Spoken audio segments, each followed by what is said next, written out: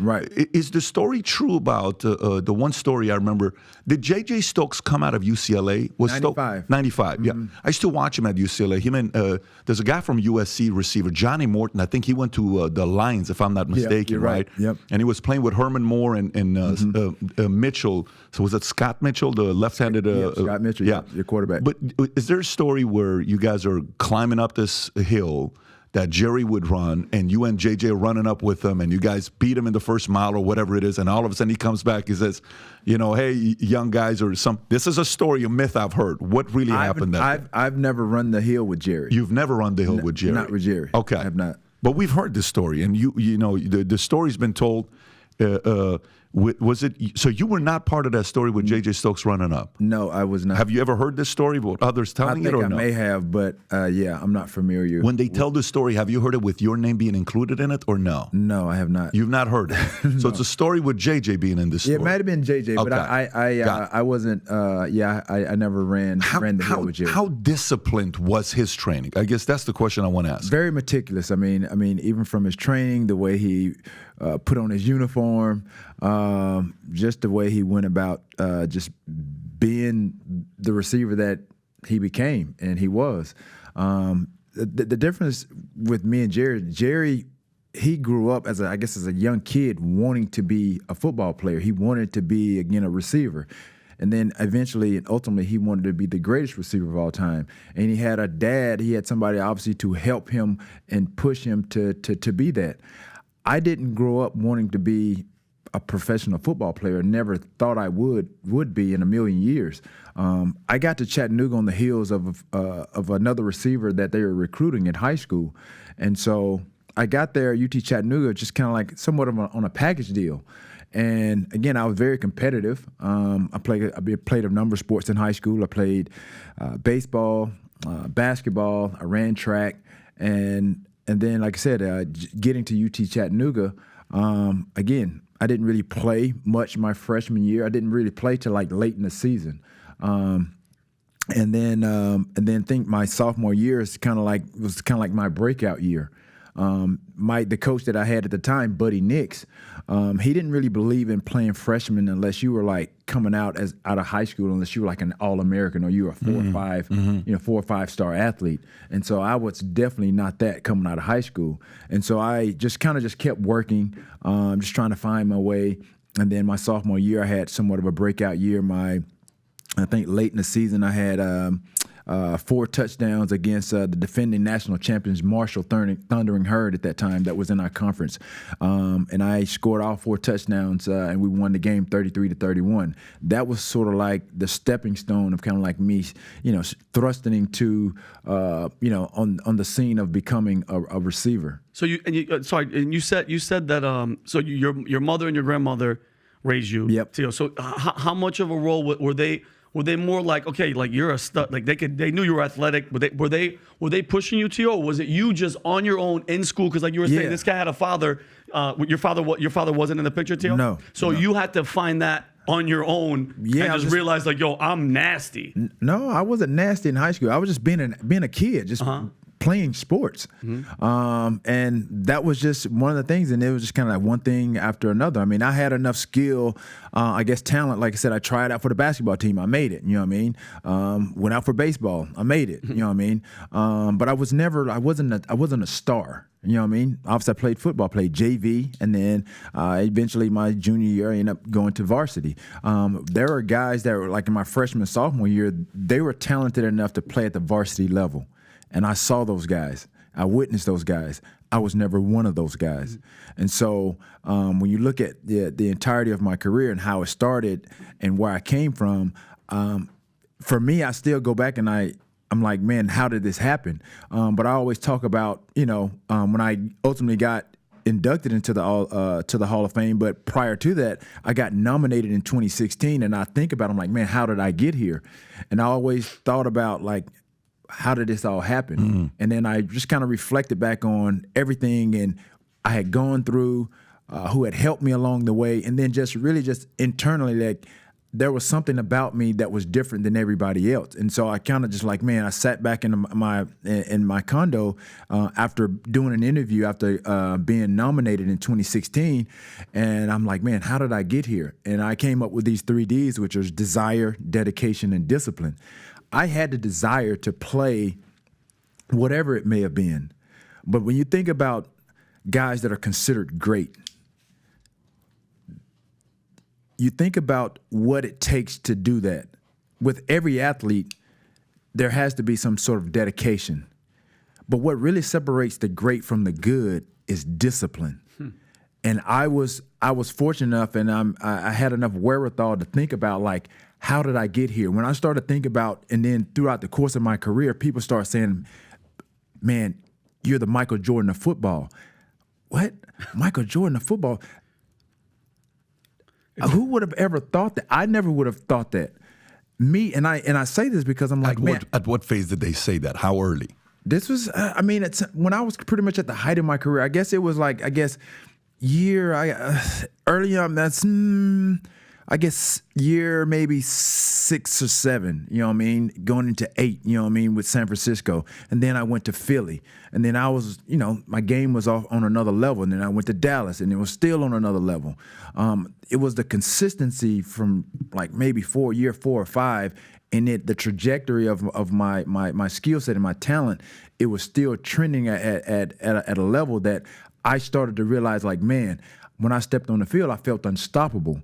And all of that came about because of really, number one, my desire to play the sport. And then I saw the greatness in the locker room that I was in with the Jerry Rices, the Tim McDonald's, the Merton Hanks, the Steve Youngs. And then I saw J.J. Stokes. Like, these guys helped develop me into the receiver that I became, because when I came out, I was really raw and green. I wasn't playing at Chattanooga. I didn't play the Power 5 schools. I didn't play the tough, stiff competition to where I was ready to play as soon as I stepped on the field in San Francisco when I was drafted in '96. I didn't have that eye-popping ability to play right away like a Randy Moss coming out of college. You saw that ability. I didn't play right away. It took like 3 to 4 years for me to really get to where I got to and become the receiver that I became, just by really working hard. It was really due to those 3 Ds: the desire, the dedication, and the discipline. When you think about some of the greatest to ever play their sport, from whether it's baseball, whether it's tennis, you just think about all the greats. Mm-hmm. There's only a handful of those guys. But if you think about every sport, there's a lot of good athletes, but there are only a handful of great ones. And discipline is what separates. When you listen at people talk about people that they either played with, or coaches that have coached great players, or their peers that have, played against them, played with them, it's always something different. And discipline is that word. Did you love the game? Did you love the game? I became in love with the game because I started to become in love with the process in which I became the receiver that I did. I had a personal trainer that I acquired in 90, right after the 99 season, after I caught the pass to beat Green Bay. Sick. Brett Favre's look, is that the one you're saying afterwards? The highlight showing his face. Brett Favre looked like he lost his dog. Yeah, right. So like I said, I'm a big basketball fan. I'm living in Atlanta at the time, so I go to Crunch in Buckhead, and that was my way of conditioning. That was my way of keeping myself in shape. When you talk about the hill that Jerry, I never really ran routes. I never really focused on route running or anything till like training camp. I never did any on-the-field things. I didn't do anything to really, enhance my football abilities as far as route running. Never. Not so it's genetics. Not to year 9. That was the first time I really worked out. Year 9, you're not with. Are you still at San Fran, or you're? I'm with the Philadelphia Eagles. That's right. Because you played 8 with 49ers. Yes. Right. And I say this because. And I'm saying this because I think about now, like you see all the YouTube and the training and all these guys with these personal trainers, this and that and the other, to run here and get the guys on the field all together, try to get a feel for each other, to develop some chemistry right before the season. And so that was the first time I had really gone and ran some routes, taking some time to to devote to, like, okay, I'm going to go run some routes today and do things like that. But that was the first time in my career. So then, to me, if I may, here's, like if you're in high school, if you're 6'6" in 10th grade and you don't like basketball, guess who's going to come knocking on your door? The coaches, right? They're going to say, hey, Johnny, come on. Yeah. What do you mean? You're going to play ball. I don't play basketball. I play video games. No, you're going to play ball. Come on down. You're going to come. We're going to teach you how to play this game. And then a couple years later, maybe you do. And then 5 years later, you're in the NBA. And at that point, you may be a center at the Lakers called Andrew Bynum. And maybe you don't love the game, but you're great at the game. Andrew Bynum was great at the game. And I would watch and I'm like, I don't know if we're even asking the most basic question. Does this guy even love the game?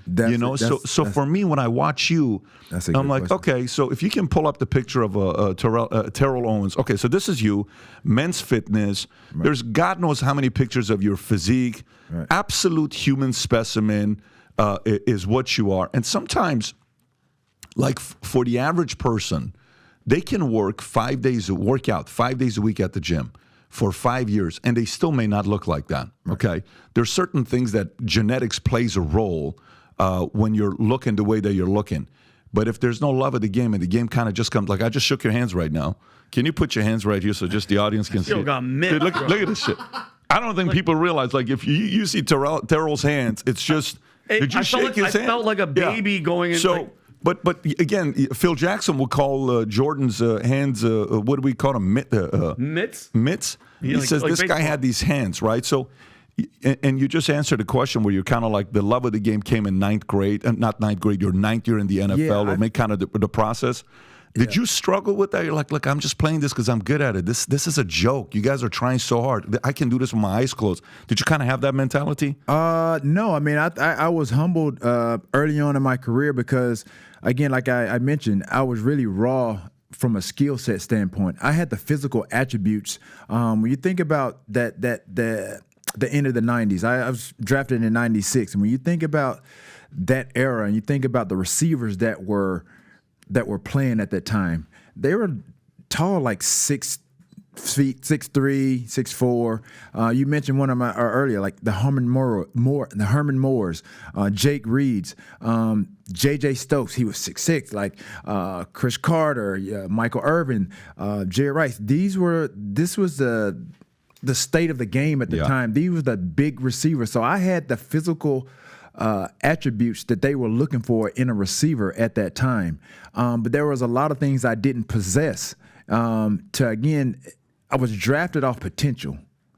And then, like I said, I had the prototypical type of body that was playing in the league at that time.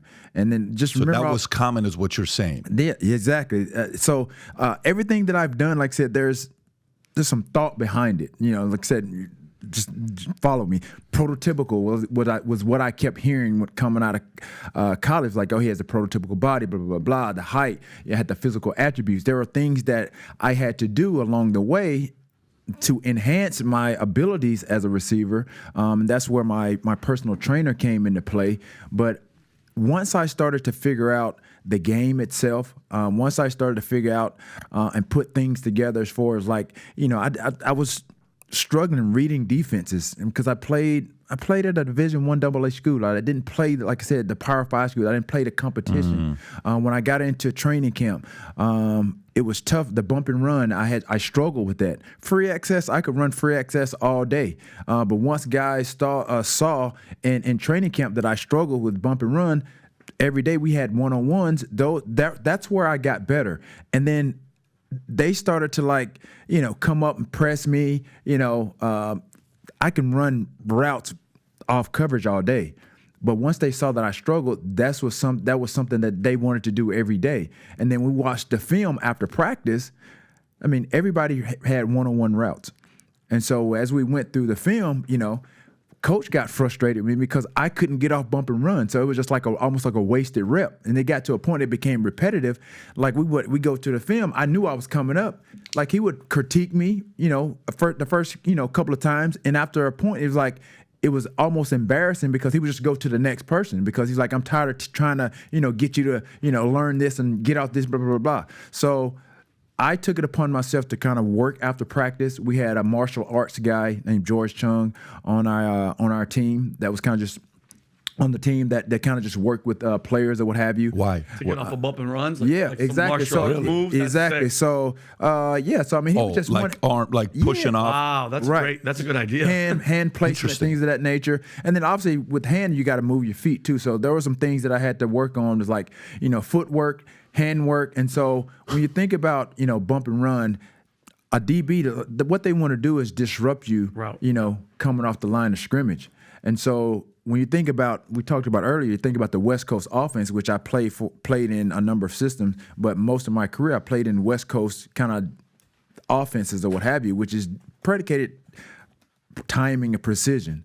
So you can't waste any time, coming off the line, because the quarterback has his progressions. I mean, I guess an average play is between 3 and 4 seconds. Mm-hmm. So you gotta think about, okay, if you're first in the progression, second or third or what have you, then you can't be dilly-dallying at the line of scrimmage. You got to have a plan A, you got to have a plan B in a split second. Plan C, you're not going to probably get to plan C because the quarterback's already moved on to option 2 to option 3, depending on obviously the matchups, depending on the coverage or what have you. And so those are some of the things that I had to work on to enhance my abilities as a receiver. Would you say you were coachable? Very coachable. My coaches, I'm Larry Kirksey, my first year, first few years in San Francisco. George Stewart, who was my first 3 years, while Kirksey was my receiver coach, he was my special teams coach. So coming in as a rookie, you're not starting playing right away. You're going to play special teams. So I played I played special teams. I played either on the punt team. I played on kickoff. I played kickoff return. And so again, that's kind of like like the Groundhog Days of being a rookie. Like you got to pay your dues, and so that's what I did. And so that's how I became. And like coaches saw that I was tough. And then when George Stewart, who was the special teams coach, he became my receiver coach. When he came in that room and he knew that I was with the Jerrys, the JJs, and it was kind of like we were three-headed monster, just like the Vikings had Chris Carter, they had Randy Moss, and they had another receiver. Yeah, they did. They had another receiver. Who was the guy that they had? They had a third option. Was Reed up there at that time? No, they had a third option. I can't remember who it was, but they had a third option. Yeah, but it was like So I got to think about it now.